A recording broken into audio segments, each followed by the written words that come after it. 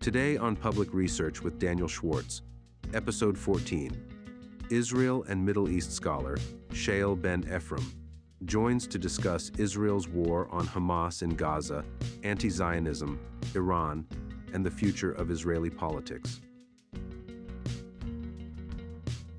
So this is a question that I've been wondering since the start of the IDF's operation in Gaza. And I kept asking it, and I would get basically shushed, and people would say, there are no more tunnels, they're all closed. That's what I heard between Egypt and Gaza. That's what I heard in the beginning. Then when the campaign moved down south towards Rafah, then I started hearing, oh, the Egyptians don't want the IDF to go down there because they'll find that still are tunnels operating. And it's sort of amazed me how I mean, this would seem like a fundamental question that the IDF would want to know. Because if they've done this 3, 4 month campaign and there's been active resupply of Hamas through the tunnels, I mean, that seems like a huge waste. What, first of all, are there tunnels operating between Gaza and Egypt? Okay, so the thing with the tunnels at the end of the day is we know a lot less than we would want to. And by we, I mean everyone who's not Hamas. But are there tunnels between Gaza and Egypt that are still functioning? Absolutely. There's no question there are tunnels. I don't think anyone knows how many, what volume is going through it. It's clear that most things that are coming in right now are coming in through the humanitarian supplies, but arms are not, and there's certainly more arms coming in. Yeah, the argument right now is what percentage of the tunnels has Israel destroyed or found? It seems to be well under 50%, possibly more like 20, 30, depending on what report you listen to. And of course, Israel doesn't have access to the Egyptian side and doesn't necessarily completely trust the Egyptians either in terms of their um, whether they have the best intentions, whether people are being bribed, and whether they're just good enough at their jobs to find all these tunnels. The IDF does not fully trust the Egyptians. So whatever difficulty Israel's having when they're using all their attempts to find tunnels and destroy them, Egypt is most likely not using those kind of efforts and doesn't have those kind of capabilities to begin with. And Israel's not currently on the border with Egypt, although that may change soon. They're not in Rafah and on the border, so they don't really have access to those tunnels. So the answer is definitely yes. And my guess is several. So when people discuss where is Sinwar and why isn't the IDF gone Sinwar, do you ever find yourself asking maybe he's in Egypt? That's not impossible, but I don't think so. The reason I don't think so is because you wouldn't be able to hide that from the troops, the Hamas troops, the terrorists, and that would lead to a crash in morale, and that would also be the end of his influence within Hamas and his reputation. And I think he's generally willing, not necessarily enthusiastic, but willing to go down with the ship. I think he's willing to lose his life in this campaign.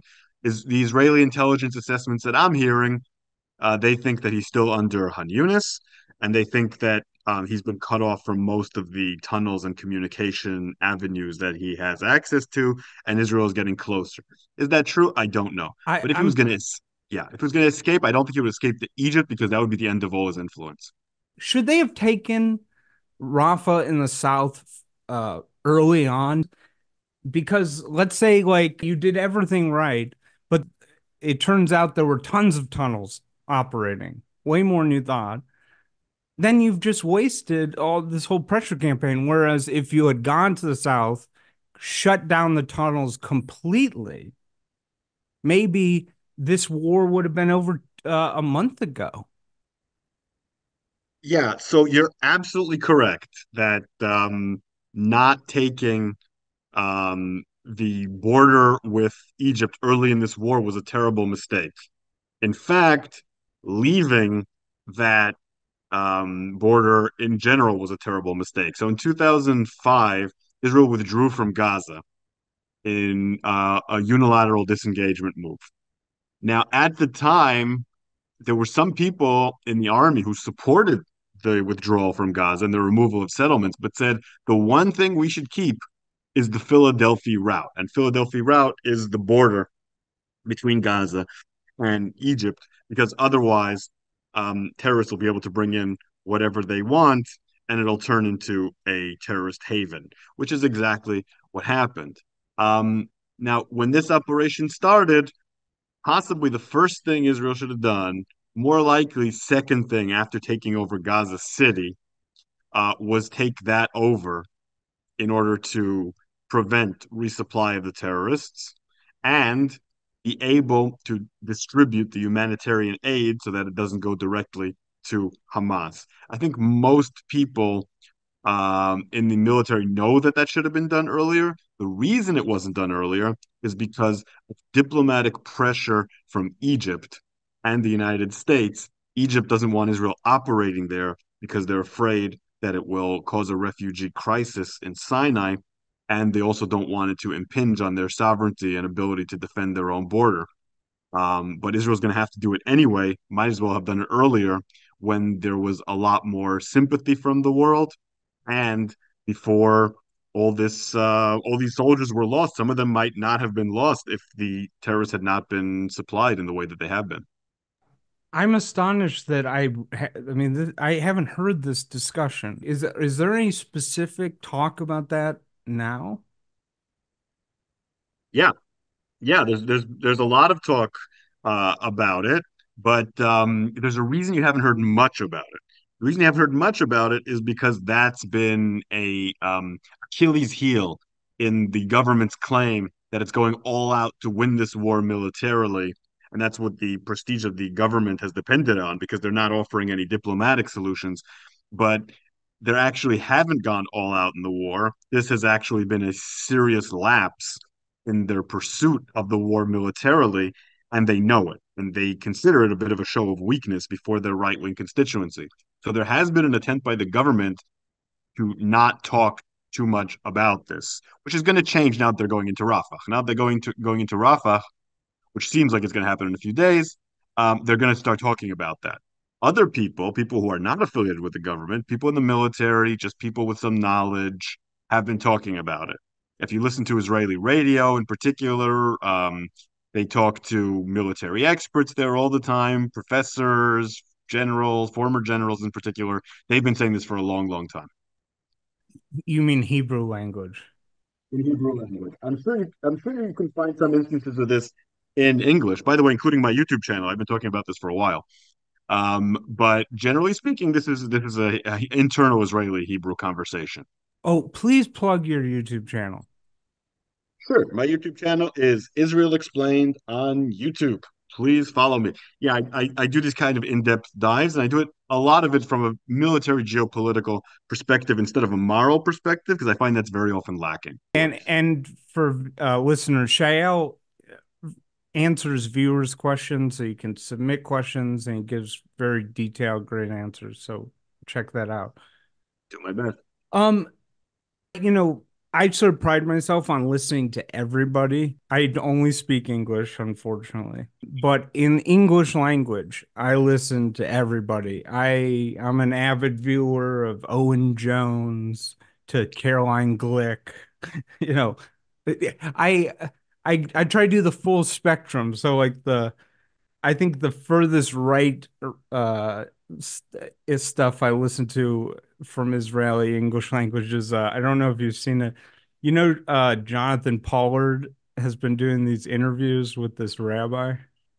Oh boy. No, I did not know that. I gotta send it to you. Yeah, it's like Yeah. a weekly podcast, and he thinks that he's actually a good speaker, but he's like Netanyahu has betrayed us, and they hate the IDF leadership.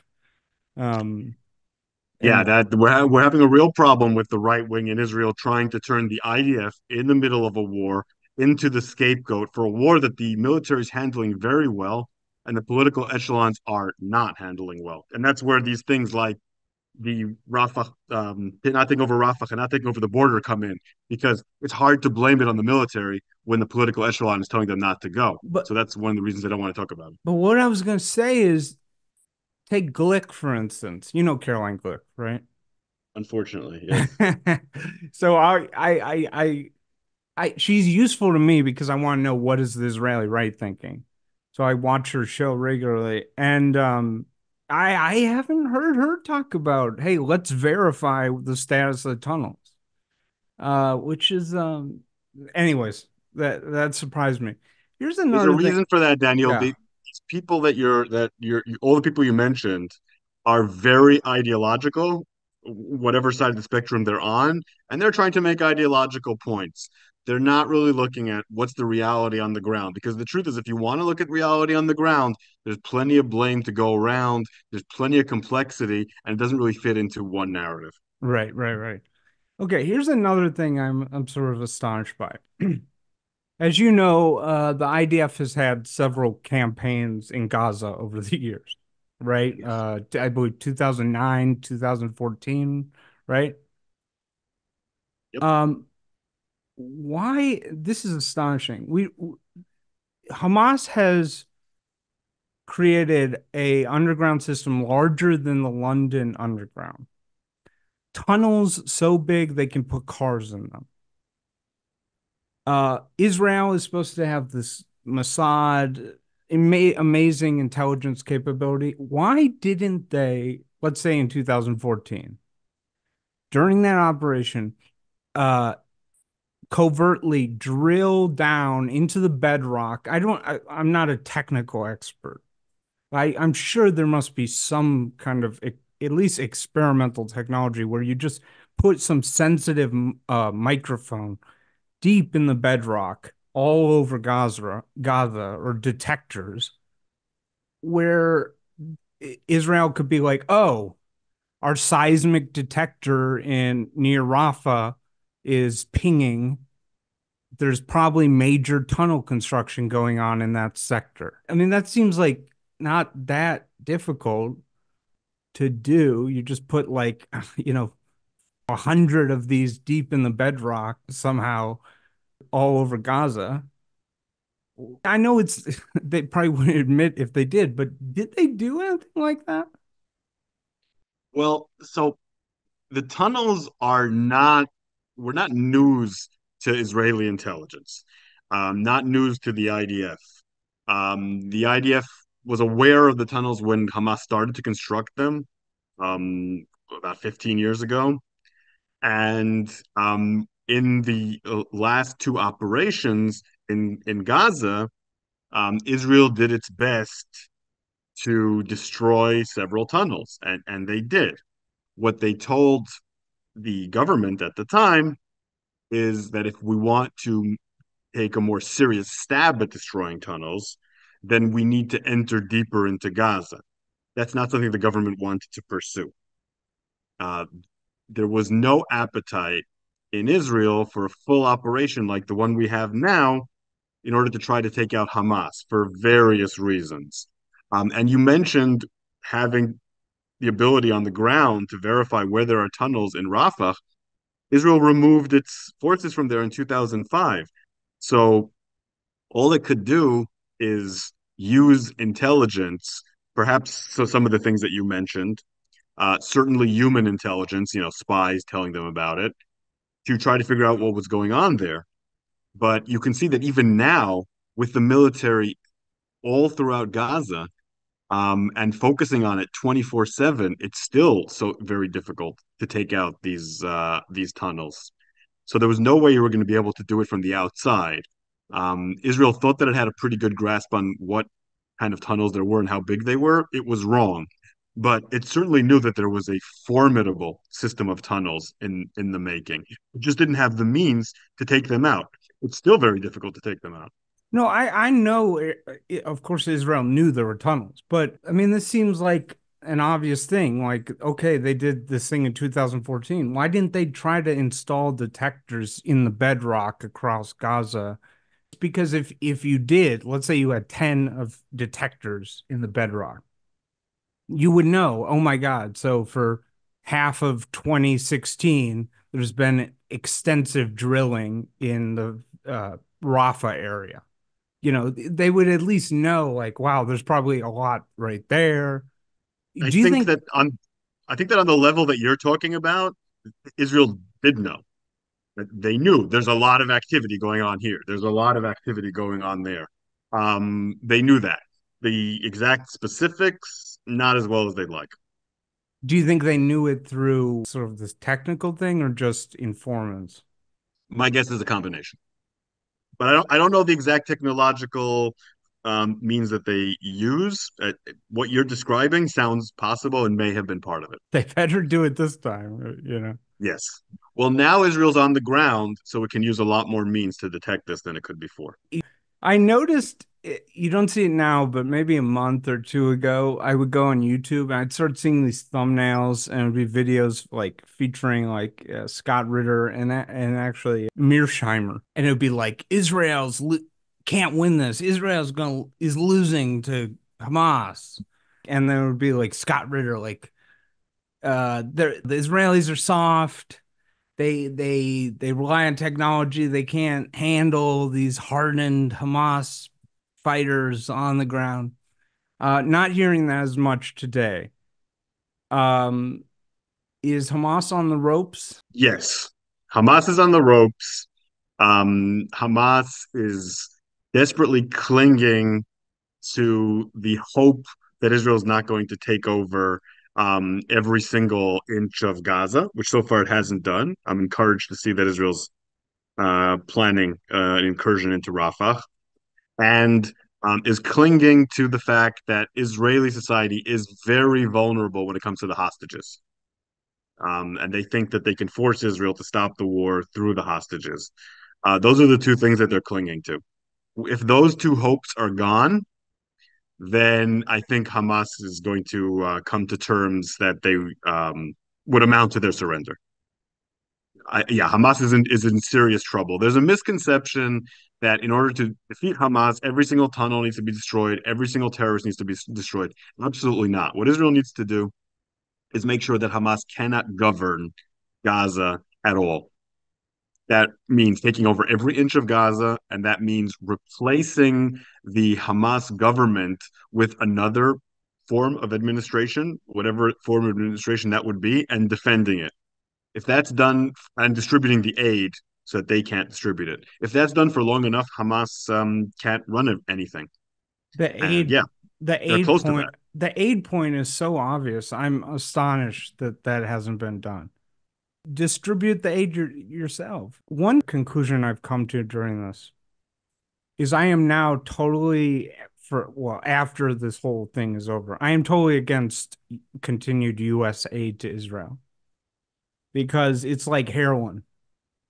And I was thinking about the other day, if the US had cut off aid to Israel in 2012, Shaiel, would Israel be in a more uh, self-sufficient, stronger position today than they are now? No, I really disagree with this whole approach that a lot of people are trumpeting that Israel needs to sort of decouple itself from the United States. Not decouple, but they should be making all their own munitions. There is a there's an argument for as much independence as Israel can have as far as manufacturing is concerned, but there are limits to that. There are strong limits to that. Their Israeli manufacturing capacity is small, and we're seeing right now that, for example, take the war in Ukraine. The arsenals of the entire Western world haven't really been enough to supply them. They're running out of ammunition there because wars can require so much ammunition, and Israel doesn't have the factories and the manpower to provide it. That's just on the munition side. Even worse is the highest technology, namely fighter jets.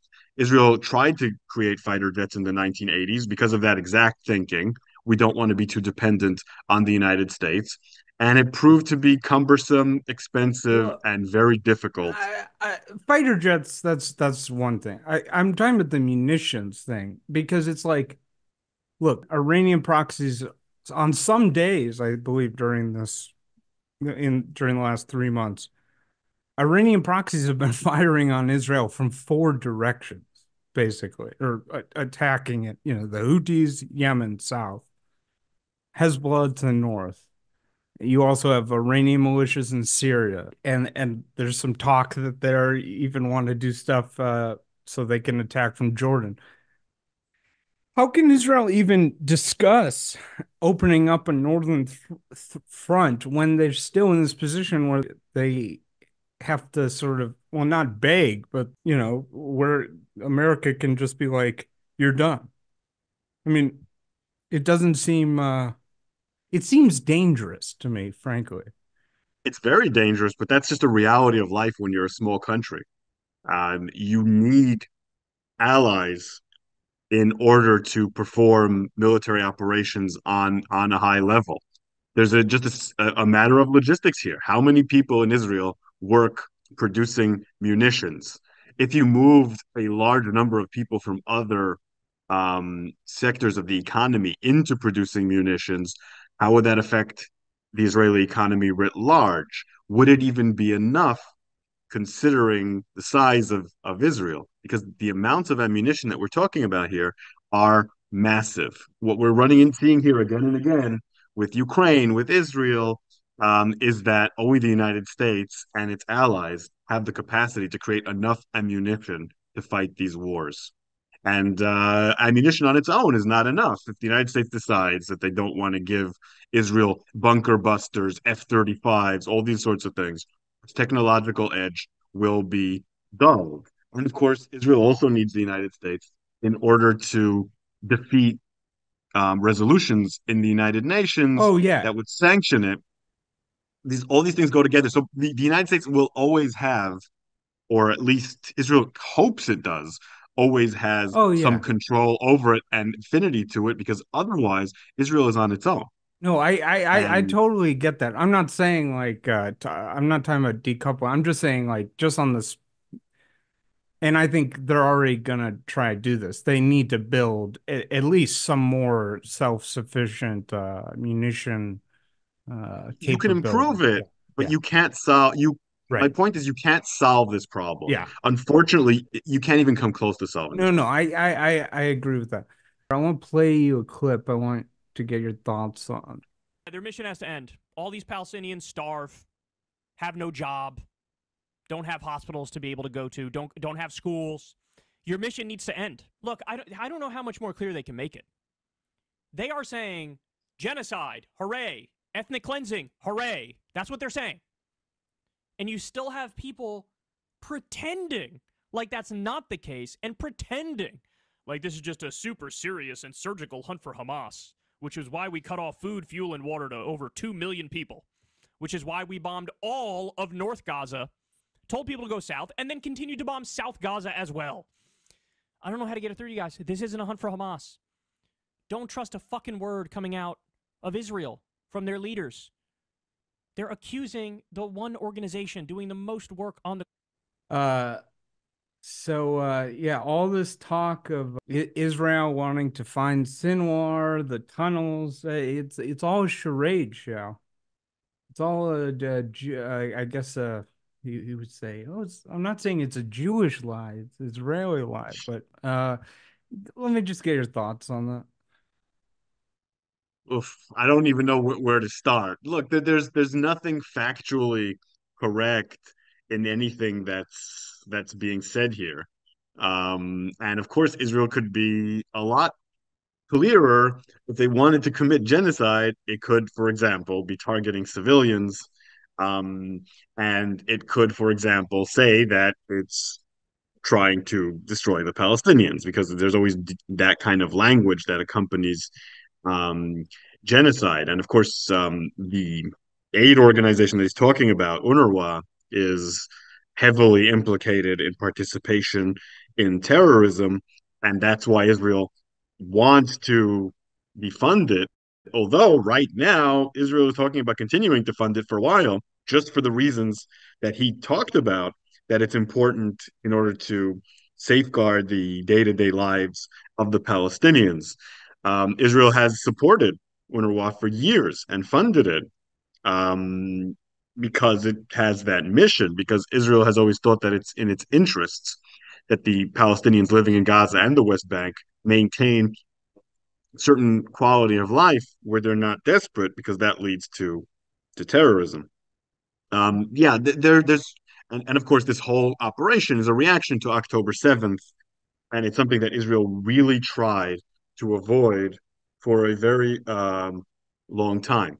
No, but what do you make of, like, for instance, I have I'm friendly with a guy who has a good heart. Okay, he's not a bad guy. But he was angry with me like 2 months ago, and we DM'd, and he said Israel isn't interested in Hamas or the hostage. They're just trying to do a genocide. And he really believes that. That's sort of why I played the clip. Is that you see this a lot where they aren't interested in Hamas. This is just about ethnic cleansing and genocide. How do you respond to that? I'm not sure there's much you can say, honestly. I wish I had a good answer. This has been a very carefully prepared thing where everything that Israel does is cast in the worst possible light, with apartheid and ethnic cleansing and genocide. These accusations were thrown around for the war in Gaza. So a lot of people were already inclined to think that Israel was doing this before. Or if you see, they'll say that not only the genocide has been 75 years. That's often what they'll say. It's been Yeah, 75 years. Yeah. 100 days and 75 years. This is genocide on a population that's been subjected to 75 years of annihilation. yeah, there's really nothing you can say, because it's a predisposition to believe that Israel is evil, and then anything Israel says is a lie. Any Western media outlet, even ones that are very critical of Israel, that relays verified information countering that, is considered a tool of Zionist propaganda. And here's the thing. A lot of the people who believe that, most of them at this point, also hate the United States, also hate Western democracy, also think that our institutions are evil. There's an entire indoctrination here against a way of life um, that has been spearheaded by a lot of states and elements that are against U.S. interests and certainly against Israeli interests. It's an entire worldview. It's an alternate reality. It's not that different from the sphere that MAGA people live in. The content is different, but it's created an alternate reality. I And if we knew how to counter these kinds of alternate realities, we would solve the major problem facing our democracies in the 21st century. I But I I'm don't know a how. I'm a bleeding heart, and I've been appalled whenever I'd see like Israeli West Bank settlers harassing, like, Palestinian olive farmers. It disgusts me, and I've been screaming like, you need to arrest these people for years, and it's my dream, a two-state solution, these two people living in peace side by side, no longer with these wars, just sort of going their own ways. There's few things I want more in my lifetime than that. So that's where I'm coming from. But I'll tell you, Shaiel, I sort of had this realization about what you just said, where um they are saying Israel is the new Nazi Germany. Zionists are the new Nazis. And they'll say, it's so sad. The Jews became what victimized them. The Holocaust survivors from the displaced persons camp who went to Israel, who fought in the 1948 war for independence, many whom died in the they became Nazis, and how sad. And I realized that what was going on is there's like this, I don't know how deliberate it is, But it's like a three, and then I started seeing people posting stuff like execute all Zionists or no Zionists on campus. Or they'll put in Australia, Jerry Seinfeld has a poster for a comedy show, and somebody wrote Zionist dog over his face because he visited Israel. And I realized, okay, most Jews, I don't know what it is, 90, some people say 97%, but let's just say it's 90% of Jews. I guess under these people, you could classify them as Zionists because they're not anti-Zionists. So they turn 90% of Jews into, they're not Jews, they're Zionists. Okay. That's the first step. Once you embrace that, and the Zionists are bad, and then they say, well, the Zionists are actually, they're not just bad, they're the new Nazis. Okay, which means they need to be destroyed. Yeah, and maybe executed. And so it's like a three-step process. And at the end, these people are like, oh yeah, October 7th, when Gazans and Hamas shot little Israeli children in their bunk beds to death at point blank range. That wasn't a violent anti-Semitic pogrom, the worst since the Holocaust. No, that was they'll say it's amazing. They'll say that was ghetto Jews during the World War II doing an uprising against Nazis. That little kid in the bunk bed, that Israeli kid in the bunk bed, is a Nazi, not a civilian. And it was like a shock. I think it's shocking to me. Hatred against Jews, the desire to eradicate Jews, has been part of history for a very, very long time. One of the effects of the Holocaust and the generation after the Holocaust is that for a long time, that kind of openly violent anti-Semitism became unacceptable in at least in the Western world. And what we're seeing now is anti-Semites have developed a mechanism, which you illustrated very well, to change that, to make the violent hatred towards Jews, to make the desire to eradicate Jews as a people acceptable. They have a very powerful vehicle for that they've been building for many years.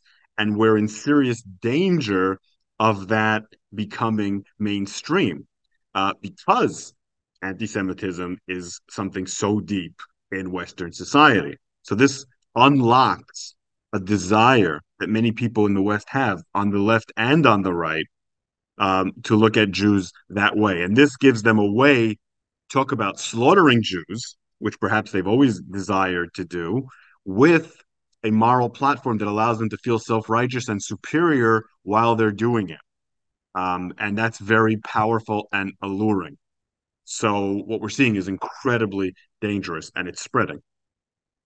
But let's play this argument out, because let me give you the response. This isn't about anti-Semitism. We don't hate Jews. We just want Palestinians to have rights, equal rights. We're tired of them being oppressed for so long. We just want, shouldn't everybody have rights of self-determination?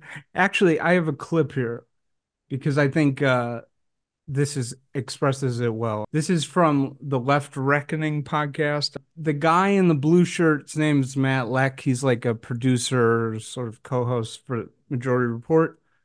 This is his own show that he does with this guy, David Griscom. By the way, they're both not Jewish, not Arab, have no connection to the region. Right. And here's this is a good clip that I think many people would say to you.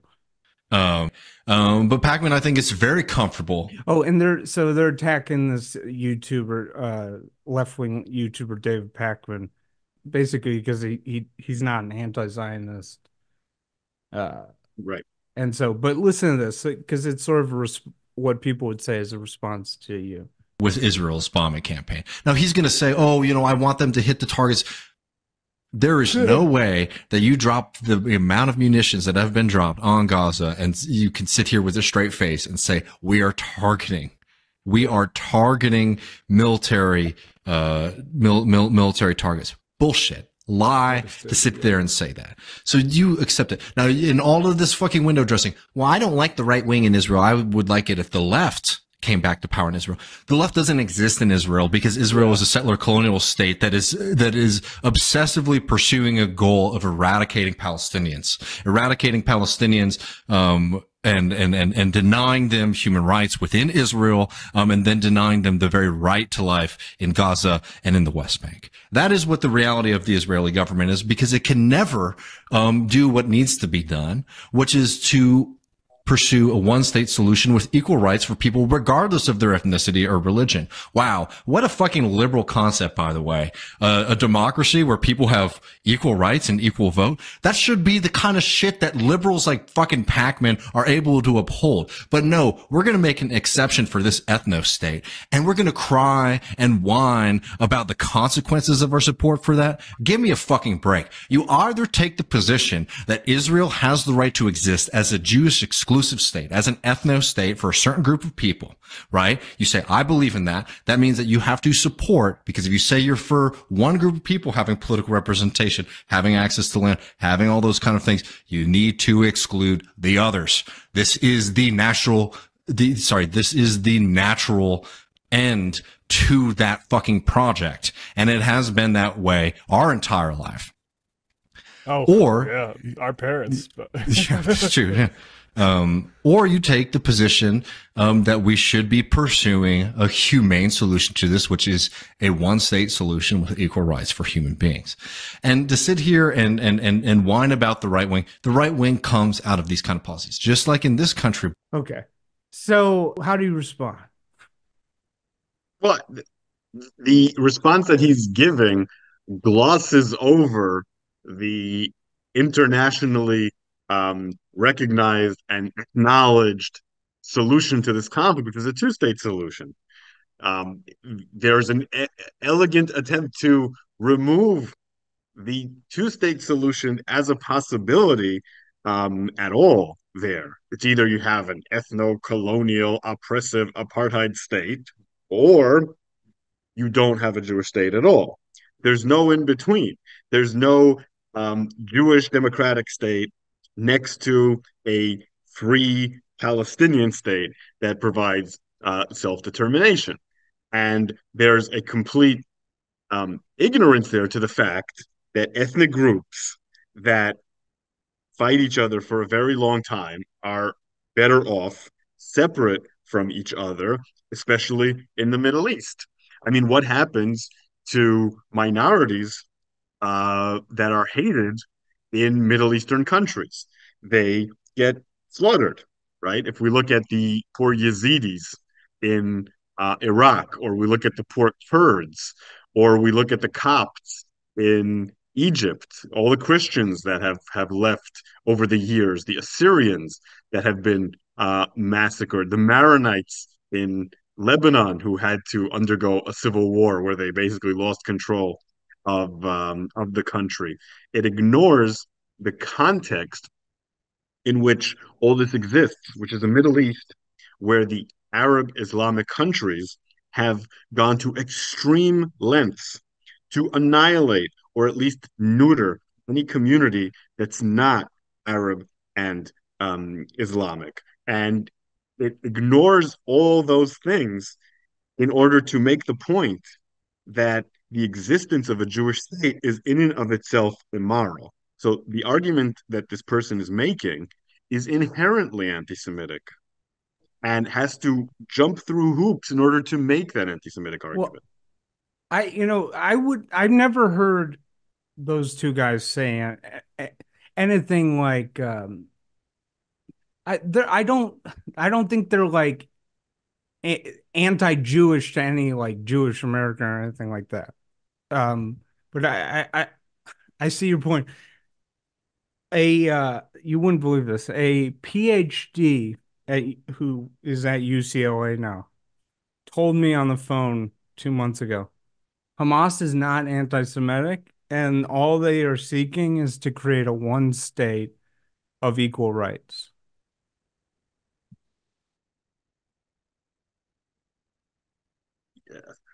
Yeah. So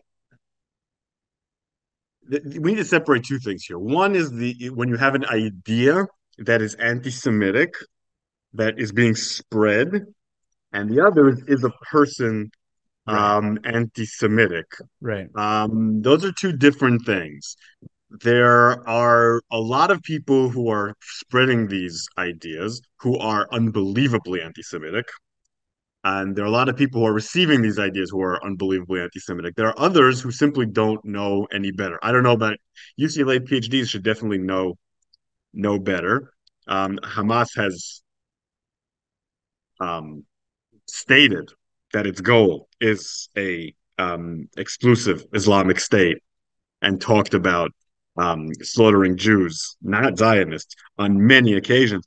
Um, but yeah, but there is a strong element of ignorance here, just like in the MAGA sphere. There's a lot of people in the MAGA sphere who are not particularly racist. They just have been exposed to these ideas too much and have accepted these ideas too much, and those ideas are spread by white supremacists very often. It's the exact same thing. If your ideas were only palatable to a core true anti-Semites or true white supremacists, then they wouldn't be that dangerous. The trouble is you construct an entire alternate reality that looks feasible once you've been exposed to it too much. But And but that's what's happening here. but let's play this out. I'll play what that guy would say. What do you mean I'm anti-Semitic? I want the Palestinians in the West Bank, the settlers move in, they're eating up the land. They don't get to vote in Israeli elections, but they're dominated by the outcomes of those elections. The Gazans live in this terrible conditions. We just want them to have the same rights as people in Tel Aviv. What's your response? My response to that is that that's absolutely correct, and the solution to that is a two-state solution. If Israel continues to treat the Palestinians in the way that it's treating Palestinians, the results are going to be terrible. But you don't solve that by creating another injustice where you take Jews who are hated in the Middle East and put them at the mercy of Islamic terrorists who want to kill them. That doesn't solve the problem. That creates arguably a worse problem. What you want to do is solve problem, not get Jews killed. A one-state solution will create a state where there are two communities at loggerheads with each other that want to destroy each other. And it will not resolve the conflict. It will turn it into a horrific civil war, similar to what happened in Yugoslavia, if not worse. That's not a solution to anything. What you're trying to do by creating a dysfunctional, multi ethnic civil war state is not solving anything. It's causing horrific suffering on both sides. Okay, but I'll continue with this devil's advocate. Let me give you the sort of Hassan Piker response to that, which is what what are you talking about? Palestinians they just want a better life. They just want equal rights. They don't want to kill Jews. They just if it was one state of equal rights, that's all they want. They don't want to kill. Why is that so threatening to you? So, Palestinians have never had a leader who wasn't a genocidal terrorist who wanted to destroy Jews in the country. Whether we go back all the way back to the Mufti, who had an alliance with Nazi Germany, well before there was a state, an occupation, settlements, or anything like that. Whether we continue with Yasser Arafat or we continue to the current day Hamas, the leadership of the Palestinians, regardless of the situation, has always wanted to destroy the Jewish people there. Yasser Arafat was relatively benign when he said that any Jews who were in Israel in Palestine before 1918 could stay. That was according to the PLO charter. Um, Hamas calls specifically for an Islamic State. There are facts here. There are platforms that these parties have. If you read them, it's completely clear what they want. There's no talk of an actual equal state. There's talk of one that is dominated by Palestinians and by Islam. But and I'll just continue to play devil's advocate because these are so pervasive. I think this is illuminating. But your own fellow Israeli, Avi Shalem, at Oxford. Because of the history of my family and of the Jews of Iraq, when Muslim-Jewish coexistence was the everyday reality, was the normal thing, that experience enables me to think of a better future for our region than the one that we see today.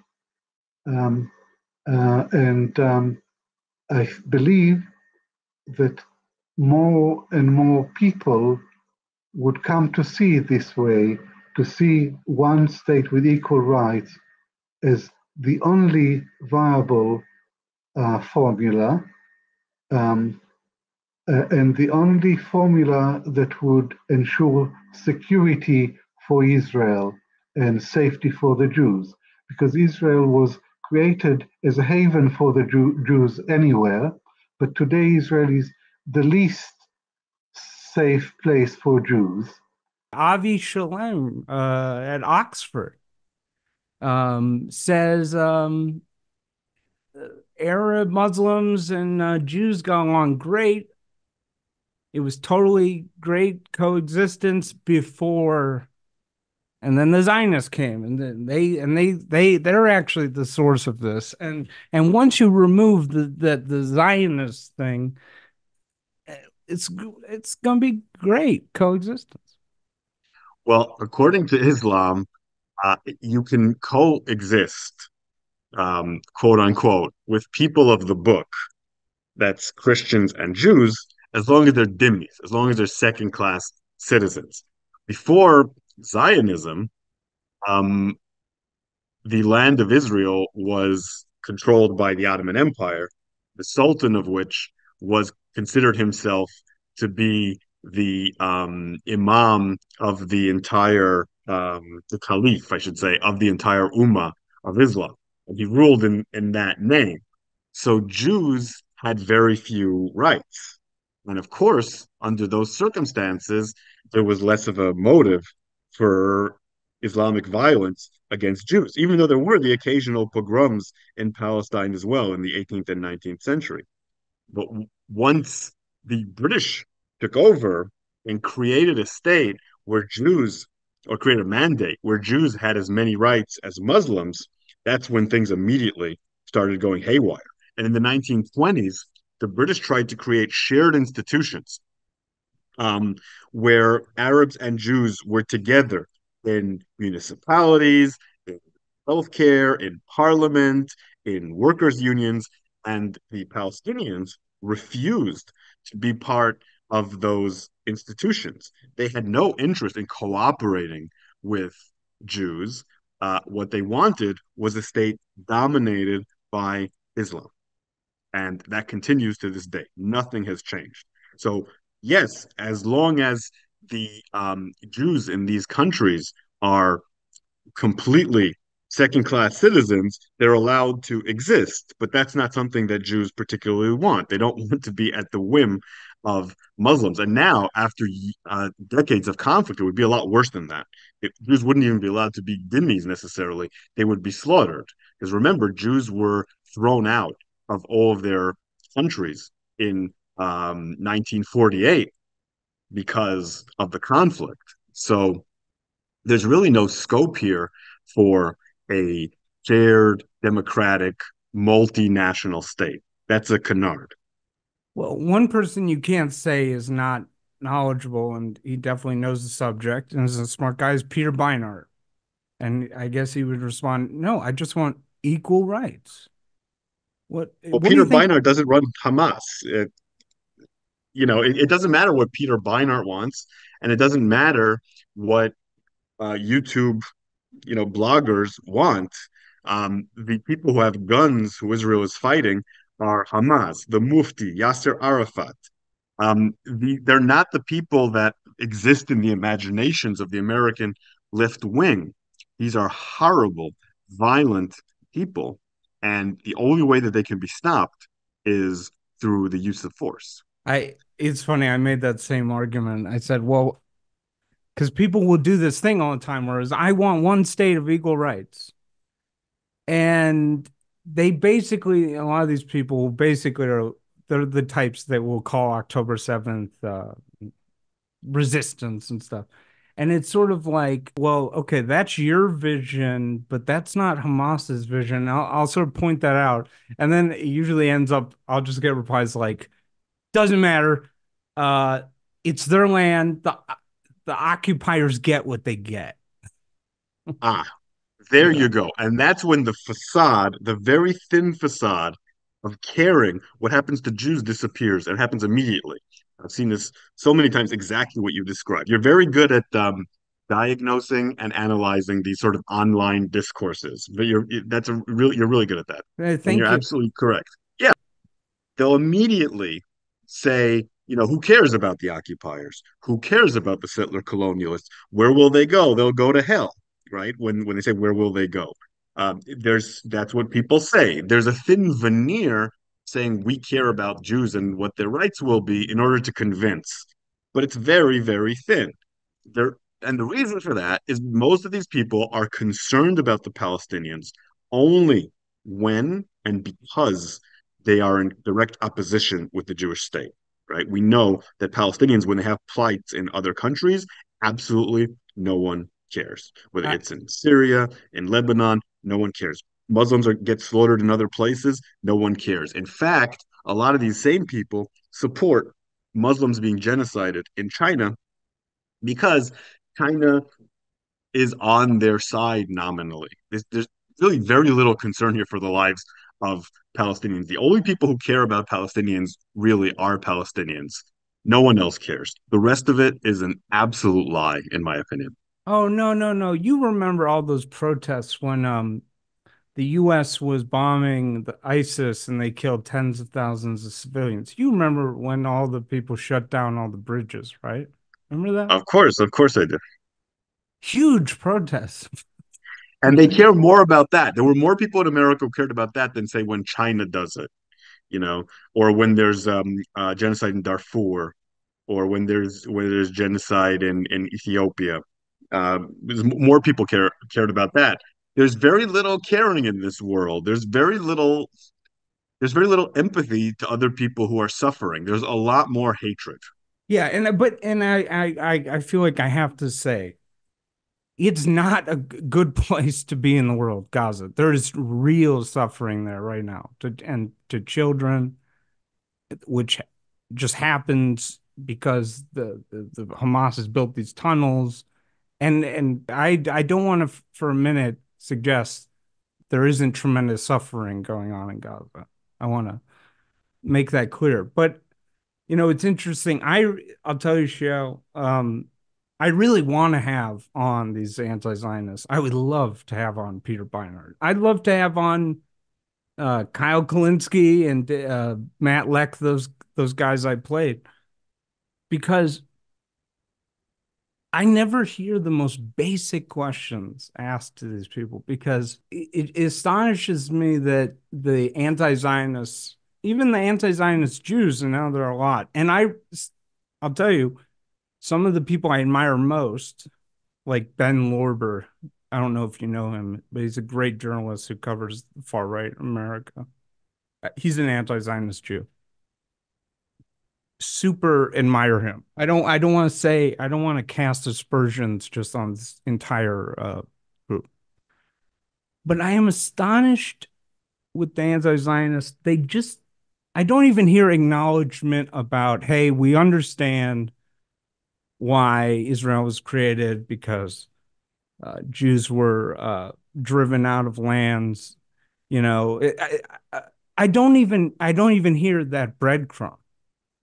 And I never, ever hear even the anti-Zionist Jews, and I want to have them on my show so we can discuss it, which is a world without Israel. Let's talk about that because it seems like, okay, get rid of Israel. The Jews are just back to 1939. They're just a helpless minority that just begs other people to help save them or their brethren, just waiting for the next social media era, Hitler, to go get them. No army, no way of self-defense. I never hear that discussion. Do you? No, they don't care. They don't care what happens. Um, I think the main goal of many of the anti-Zionist Jews is to make anti-Semites think that they're one of the good ones, and also to feel morally superior. I think those two things reinforce each other. Thinking about what Jewish life would actually look like without Israel again is uncomfortable for them. And they would be culpable in it if that happened. So there's a certain amount of cognitive dissonance that goes into their positions. As for anti-Zionists who are not Jewish, many of them either don't think about that at all or think about it gleefully. That's what they want. They want Jews to feel that way. If you go into if to real pro-Palestinian circles in America and certainly in the Arab world. When you ask where will Jews go, they'll flippantly say Germany or Poland if you're lucky. And of course, those are places they know Jews were slaughtered. That's why they pick them. That's very symbolic. Or they say, we don't care. I've seen a lot of pro-Palestinians say they can go to Gehenna, go to hell. Well, Uh, yeah, I mean that's Gleeful. definitely true. There are lots of anti-Semites that just use anti-Zionism as cover, but I mean, when I look at like Peter Beinart or Owen Jones, maybe I'm just foolish, but I don't think Owen Jones. Say what you want about him. I don't think he's like a closet stormtrooper. You know, I mean, do you? I mean, I don't know him enough to tell you. But like I said, there are well-meaning people who have bought this ideology hook, line, and sinker.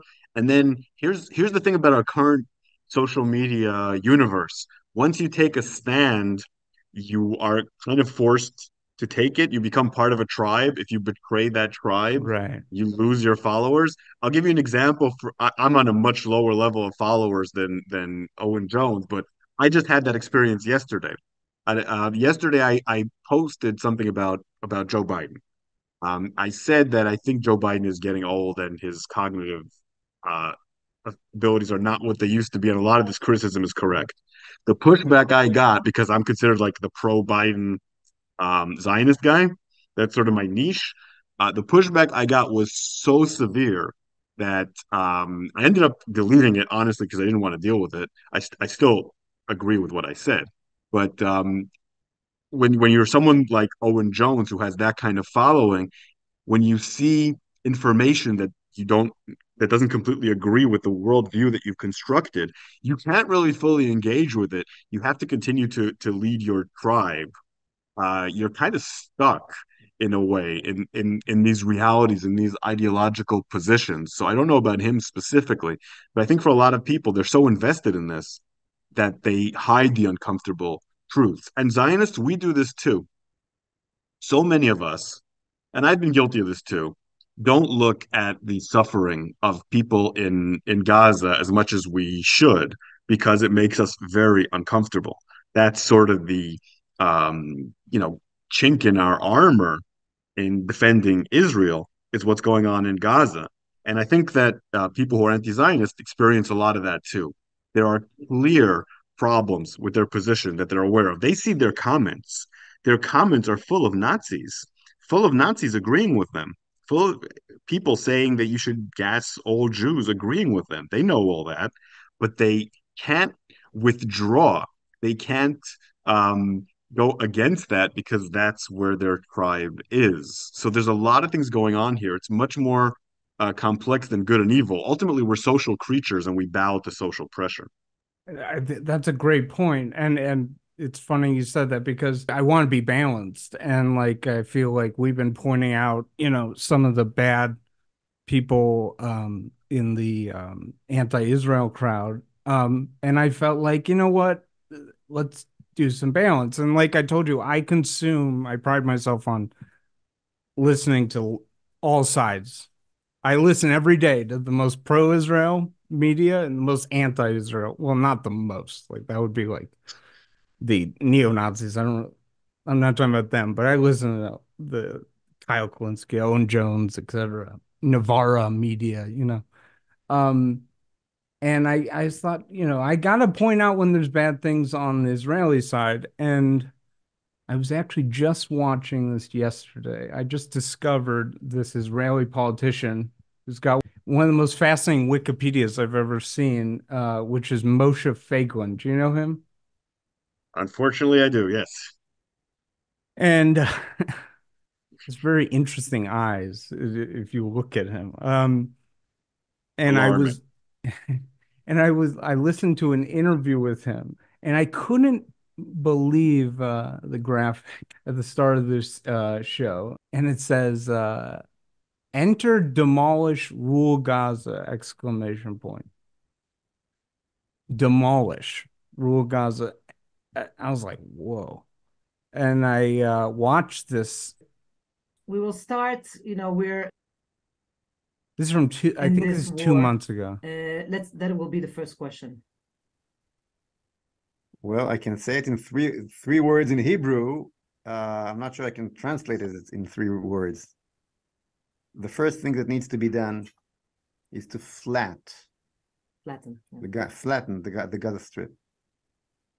And I should say that the two women hosting this are smiling or grinning as he says this. So flat is number 1.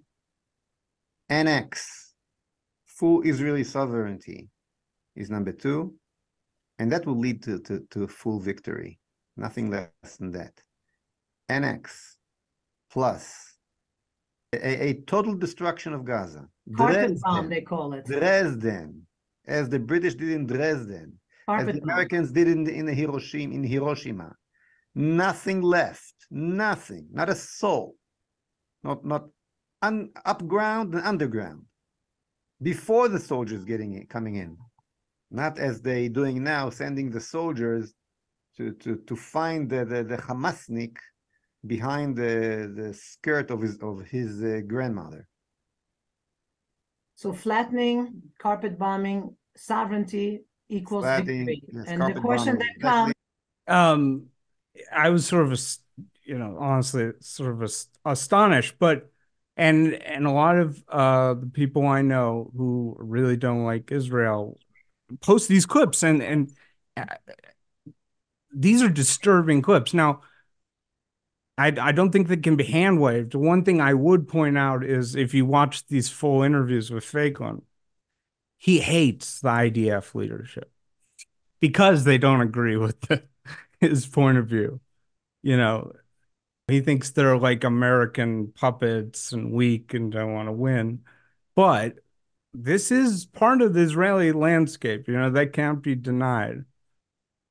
Yeah, if you follow the Hebrew discourse on the war, this is very common. This is not just I wouldn't even call it just fringe. Well, first of all, Moshe Feiglin is a former member of Knesset. He was even deputy speaker of Knesset for a little while.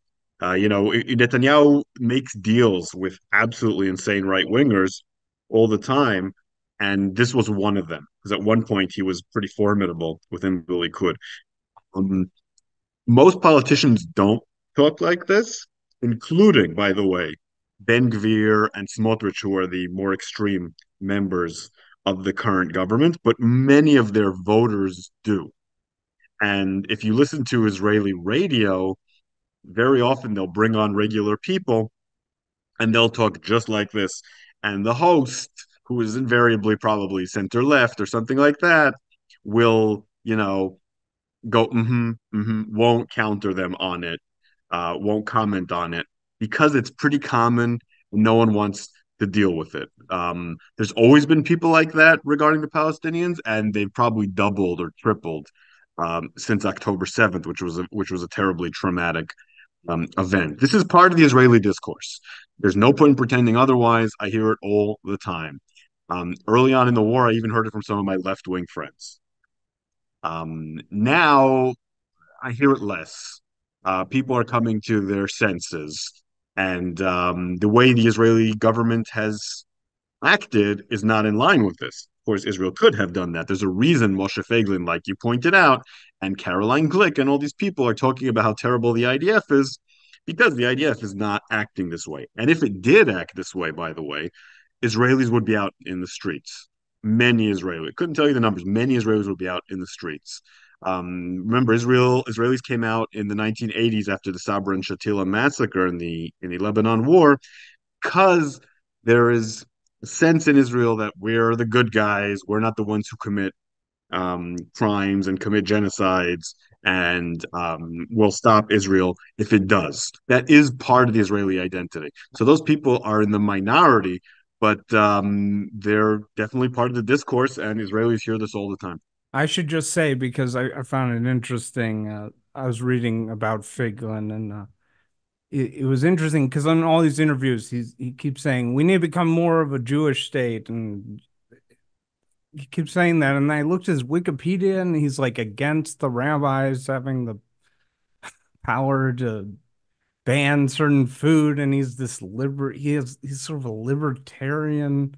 He's a weird libertarian, yeah. Yeah, he wants to offer the Palestinians like large sums of money to emigrate to other countries. When people talked about the goal being ethnic cleansing, I started thinking about it, and I thought, if that was really the goal, the Israelis are smart enough that what they would have done is they would have taken Rafah right at the start. And then rather than doing anything officially, they would just send undercover operatives to just help illegal immigration, blow up a hole in the wall to Egypt and say, hey, there's a hole here. And, or there would be like mysterious boats with just enough gas to get it into Egypt, but not enough to go to Tel Aviv that would end up on the beaches of southern Gaza. Yeah, there's nothing like that. And also, if there was any plot for anything, it would be immediately revealed, because unfortunately, the current Israeli cabinet is the problem they have with leaks is unbelievable. I hear every single word in a cabinet meeting within 5 minutes of it ending. Really. I have some sources, and then I also follow the Israeli news. I can usually put together an entire transcript of the entire meeting. It's horrible. We know everything that they do, and there are people who say things like we should be encouraging Palestinians to leave, but Israel, can't do that, or doesn't want to do that. Depends who, because of American pressure, international. And if it tried to do anything like that, it would immediately leak. In fact, there was a paper where a low-level official recommended encouraging Gazans to leave, which was a mistake to write that paper. And it was immediately in the media all around the world and used by a lot of these anti-Zionist types that you mentioned. You couldn't really have a discussion about this or a policy of this without it being immediately leaked. So that's not happening. And those things that you mentioned would not be happening. Has Iran been the most brilliant country as far as, like, if you see geopolitics as like a poker game, as far as like the cards they've been dealt, they've pretty much, the U.S. isn't, I mean, like, I was thinking about it, it's an election year. I was thinking about it, if Iran or one of their proxies like sunk a U.S. Navy ship, I don't think Biden would start a war. I mean, he would strike, do some strikes, but I mean, I look at their strategy over the last decades, and I just see utter brilliance. They've created a proxy network where they get to literally fire. Iran has a hot war with Israel, attacking it from 4 different directions, and they get plausible deniability. They're sort of untouchable, I mean, what do you think of that? There's a lot of truth to what you're saying in the sense that they, especially in the Soleimani years, managed to infiltrate a lot of countries, weaken them, bring in their proxies, and do so at the expense of all their rivals, whether it's Israel or Saudi Arabia or the United States. There's been a lot of success with that tactic. But part of that is because they're really willing to invest all of their money and prestige into this project of undermining other countries all around the Middle East. And the question you have to ask yourself, I don't really have an answer to this, is what are they doing this for? And is that going to advance their survival and prosperity as a state? I mean, right now they're in a condition where it appears that most of their population despises them and wants to overthrow them. So it would be it's a little bit like how the Soviet Union in the 1980s realized, wait, we don't have any money. We're undermining all these countries in the Horn of Africa successfully, but what is that doing for us? Our society is disintegrating.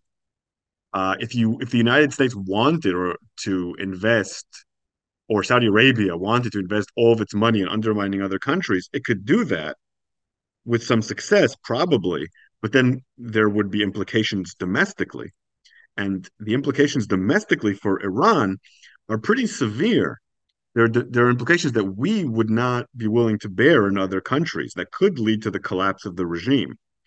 So I think it really remains to be seen if it's all that brilliant. It's tactical success, but what's the strategy leading to? Yeah, they're making Israel pretty miserable, but does that really serve its agenda? Does that really serve to strengthen Iran? It's an open question. I've come to the conclusion that at least the Israel part of their chants, they believed what they were saying. I don't think they say death to America, death to Israel. I don't think they have any plans to nuke America. But I mean, isn't the goal clear? The axis of resistance, resist the quote unquote Zionist entity, wipe it out. And they seem to be making extraordinary. They've entered a new phase. Isn't that what they want? I guess in theory, but they haven't eradicated Israel yet.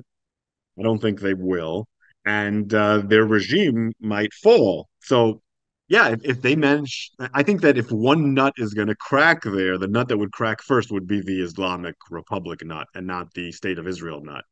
But yeah, that's why I'm not giving you a clear answer here because um, it's not clear that this strategy is going to work. The proof of the pudding is in the eating, causing a lot of trouble and misery isn't really a policy victory in and of itself.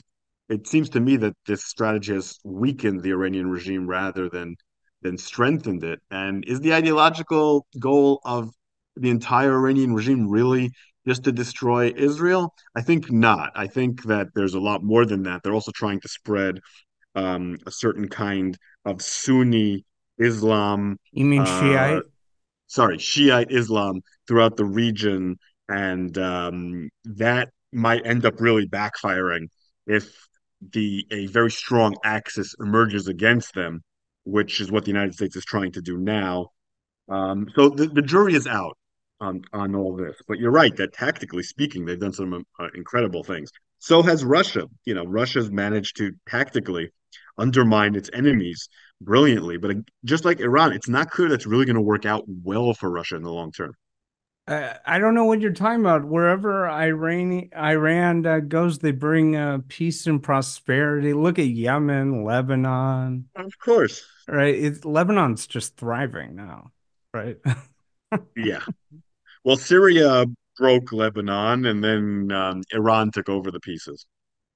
But I think this is an area of disagreement, and I think me and my one of my previous guests, Gabe Stutman, a journalist, we disagreed on this. I think Israel is much more vulnerable, I think, than he and you think. You look at Hezbollah, the kind of rockets they have.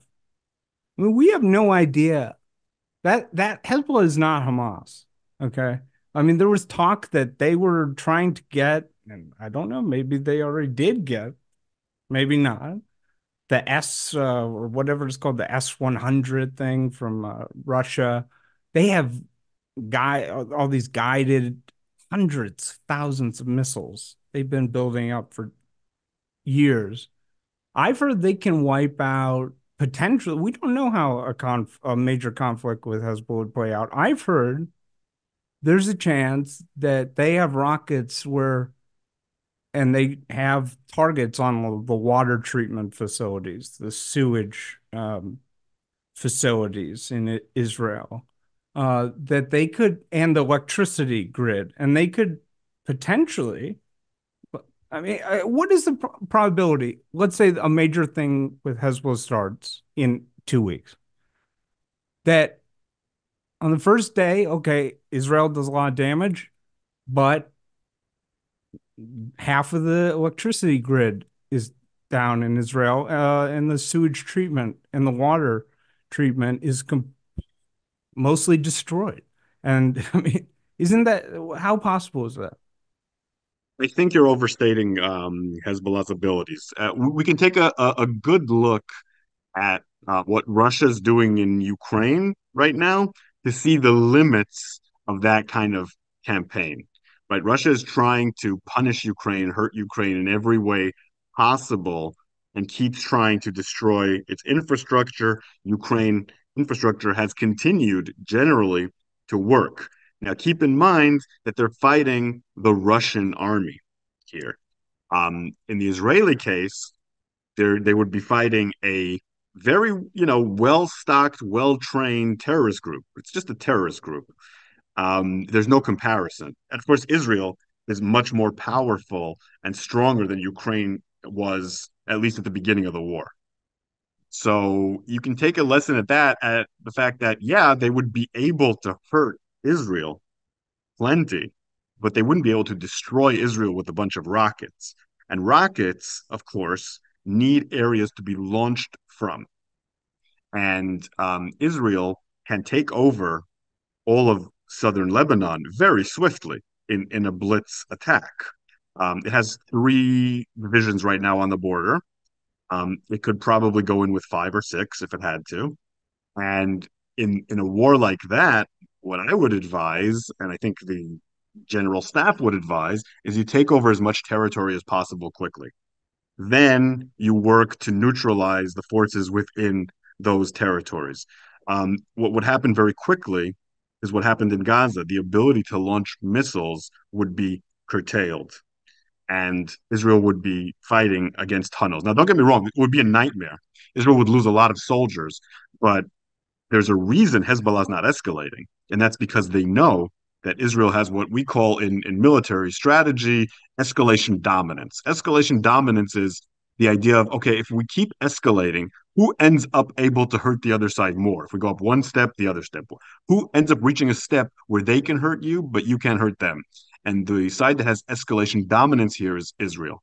Israel and Lebanon, of course, had this war, what was it, 2007? Right? No, 2006. 5? Yeah. 2006.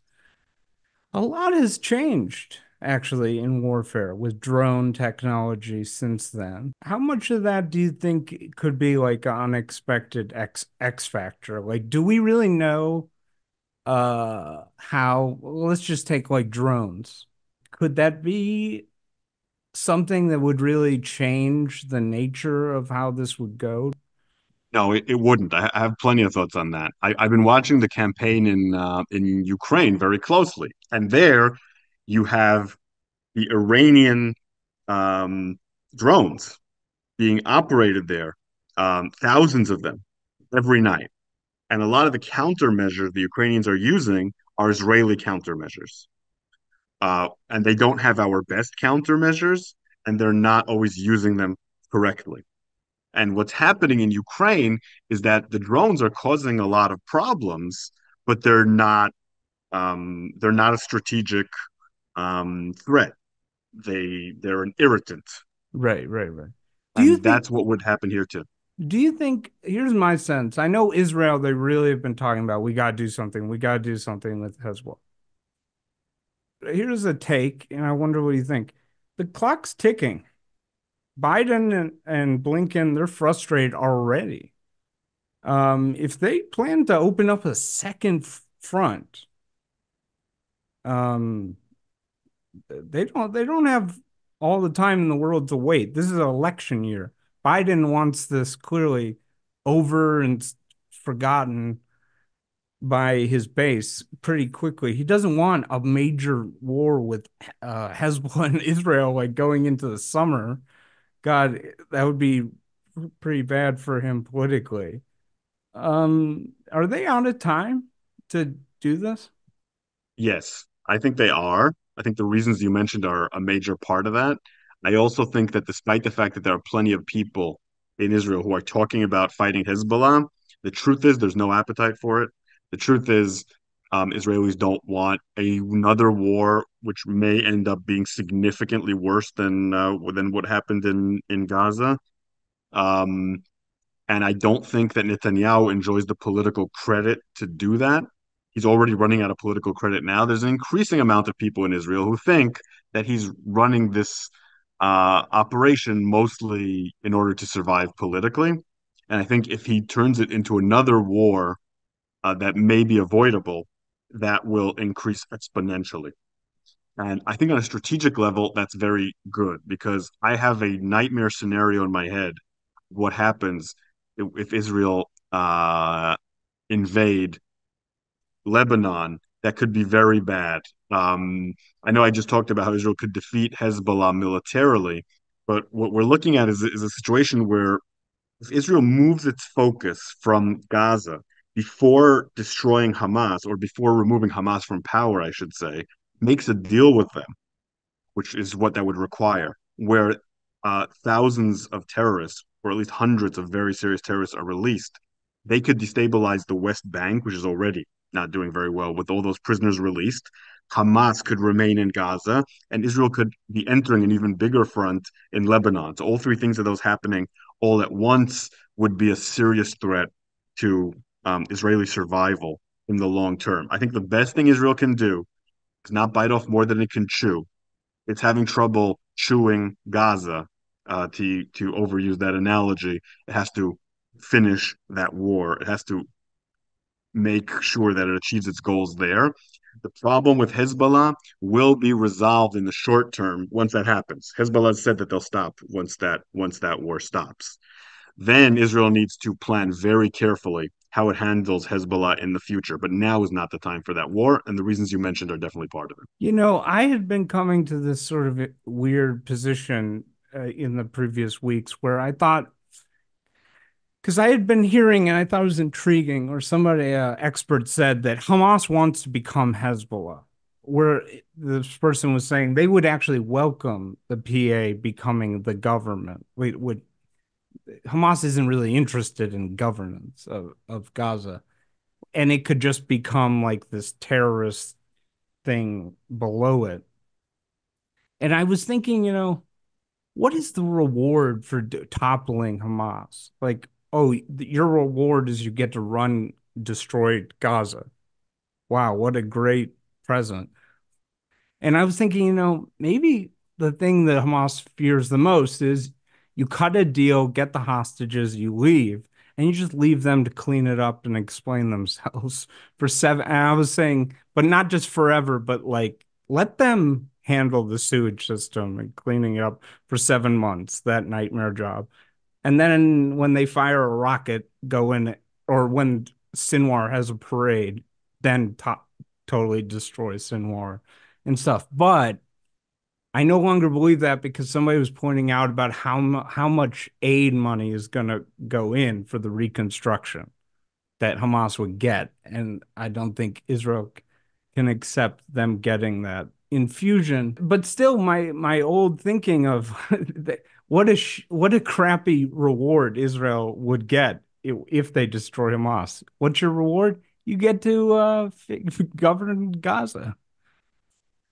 Well, ideally, Israel would not get to govern Gaza, and ideally, Hamas wouldn't remain there at all. I think once you do an operation like this, it's an opportunity for Israel to build a regime in Gaza and the West Bank that would benefit Israelis and Palestinians. It's really time to stop kicking the ball down the road, because every time it goes down the road gets worse. You know, we had first Intifada, second Intifada. This is worse than both of them put together. Next time could be worse than this. There's really no point in punting on this. This is an opportunity to resolve the conflict once and for all, to bring in a government that can eventually lead to a Palestinian state that is not a threat to Israel and benefits its citizens. Anything else would be a crime at this point, because we know where not solving this leads. So after the war, now I'm starting to think this. Netanyahu's a survivor. I'm not saying he's going to survive this, but he's been underestimated, and whether you like him or loathe him, he is talented, and I don't think people fully acknowledge that. Now, I have a weird theory about Netanyahu, and I want to know what you think. His fluency in English, right? He began his career, he was at the Boston Consulting Group alongside Mitt Romney, interestingly, in the 80s. Then he basically became a spokesman for Israel and America, and then he began his career. His fluency in English, I think that's like his secret weapon as a politician, because, like, for instance, it's most stark if you ever see someone like Danny Danon. You know him? Sure. Yeah, you see him on TV. You know, ethnic cleansing, that's a word you used. If you read my article, I spoke about voluntary immigration. I read that. And then you compare it to Netanyahu, and it's just like, it's the Harlem Globetrotters versus the Washington Generals type thing. And I even noticed a difference with Naftali Bennett, who is fluent, but still not as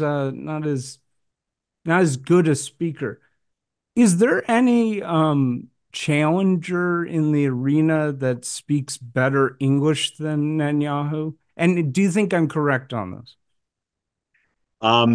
His English is what got him attention, for sure, as Israel's premier spokesperson in the early 90s. I'm not sure that's been very important for his survival in Israel. A little bit.